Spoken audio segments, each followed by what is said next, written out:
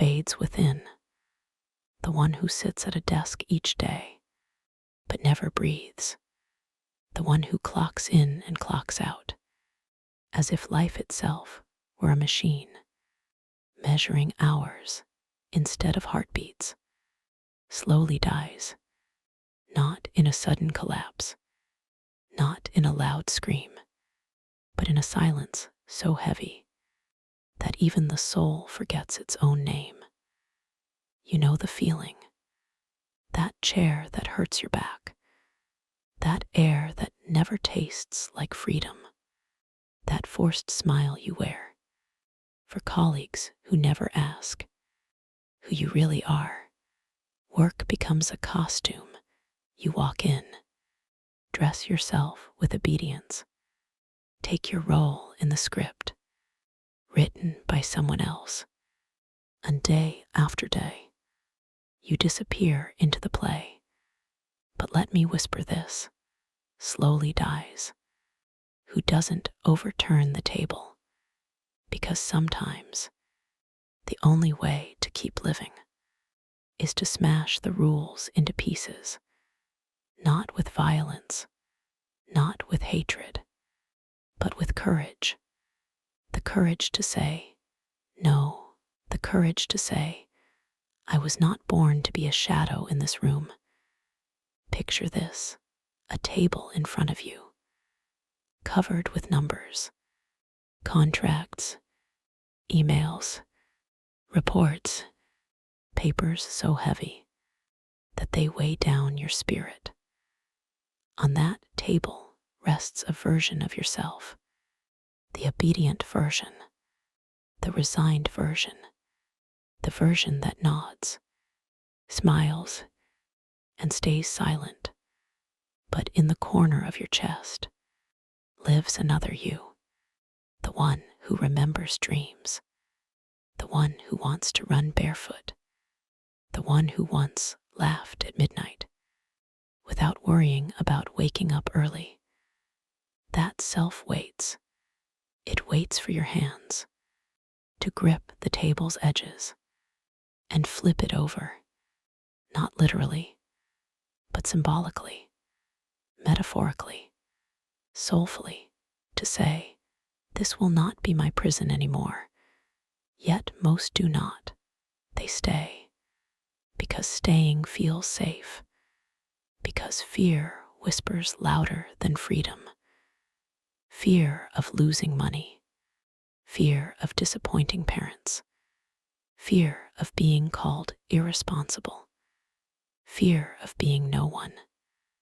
And so the days pile up, like bricks on the chest, until breathing becomes a form of surviving, not living. Let me ask you, how many mornings have you opened your eyes and felt the weight before even standing? How many times have you looked at the clock and prayed for the hours to run faster, just so you could leave? That prayer is not living. That prayer is a slow death, because happiness does not need rescuing. Happiness does not count minutes. Happiness is not afraid of Mondays. The truth is this: every soul was made for something, not always grand, not always famous, but something that makes the heart burn. Some were made to paint, some to teach, some to build houses with their hands, some to plant seeds and watch them grow, some to tell stories that awaken others, but none were made to sit in silence, trapped in fluorescent lights, pretending that emptiness is duty. Slowly dies, who forgets that work is not just survival. Work is a mirror. It should reflect the essence, not bury it. Yes, bills must be paid. Yes, food must be on the table. But life is not a transaction. Life is not the trade of hours for coins. Life is the taste of meaning in everything you touch. And here is where overturning the table begins. It begins small. It begins as a whisper in the chest. It begins with questions. What if I tried something else? What if I didn't stay silent this time? What if I believed my dreams were not foolish? And then it becomes action, a search, a plan, a refusal to settle. Overturning the table does not mean quitting tomorrow. It means daring to walk a different path, step by step, until the ground beneath your feet belongs to you again. Listen, you do not need to love every moment. Life is not built on constant pleasure, but you need to feel alive in what you do. Otherwise, the soul leaks away, drop by drop, until one day you wake up and cannot remember who you wanted to be. I know the world teaches us to endure, to stay, to say this is just how it is, but slowly dies. Who accepts that prison without a fight slowly dies. Who trades freedom for comfort slowly dies. Who forgets that tables can be overturned, doors can be opened, roads can be made from nothing. Think of history. Every revolution began at a table of kings, of rulers, of bosses. Someone stood up, someone said no, someone walked away, not because it was easy, but because living meant more than obedience. And you, what about you? What table holds you still? What table tells you to stay quiet? What table convinces you that survival is enough? Will you let it own you? Or will you one day grip the edge and with trembling hands choose to flip it over? There is a beauty in rebellion, not rebellion for destruction, but rebellion for rebirth. To leave a job that kills your spirit is to save your soul. To choose uncertainty over guaranteed misery is not madness. It is courage, because certainty of death is worse than risk of life. Slowly dies. Who is unhappy in work, because work is not just hours. It is the rhythm of your days. It is the stage where your energy performs. If your work is a cage, your days will rust. If your work is a song, your days will dance. And let's be clear, happiness at work does not mean luxury. It does not mean earning millions. It does not mean fame. It means feeling useful. It means aligning your hands with your heart.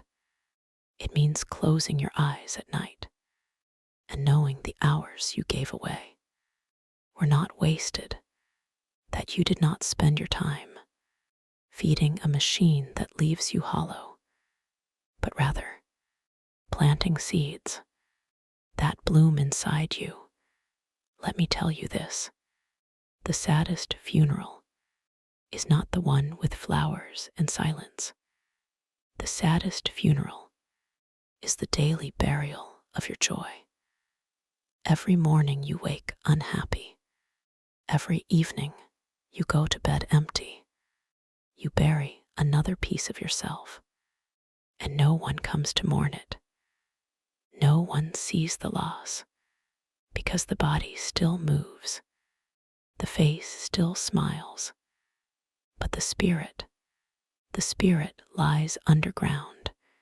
But if you overturn the table, if you dare to risk being called foolish, reckless, irresponsible, you will find something rare. the sound of your own laughter returning, the weight leaving your chest, the mornings becoming light again. That is resurrection. That is choosing life. And yes, it is frightening. Yes, you may fail, but failure at something you chose is 100 times lighter than success in something you hate. Failure is a bruise. Work without joy is a disease. One heals, the other kills slowly. So let this be a prayer for the ones sitting at desks right now, eyes glazed, hearts heavy, for the ones nodding to bosses, thinking of the lives they might have had, for the ones whispering dreams they are too afraid to follow. This is for you. Slowly dies who doesn't overturn the table. Slowly dies who is unhappy in work. But you are still breathing, which means you can still stand, you can still walk, you can still risk. The table has not won, not yet. So ask yourself, what life would feel alive? What road would bring back fire to your chest? What small step could you take tomorrow towards something that is yours? The answers wait, but they wait only for the brave. Do not let your tombstone be written in fluorescent light.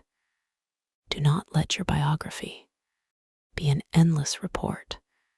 Do not let your story be the slow death of a soul that never dared. You were not born for that. You were born to be alive, fully, deeply, joyfully. So overturn the table, even if your hands shake, even if your voice trembles, even if you must begin again. Overturn it, because life is too short to sit at a table that kills you slowly. And remember, the happiest people are not the richest, not the ones with the biggest offices, not the ones who climb ladders without end.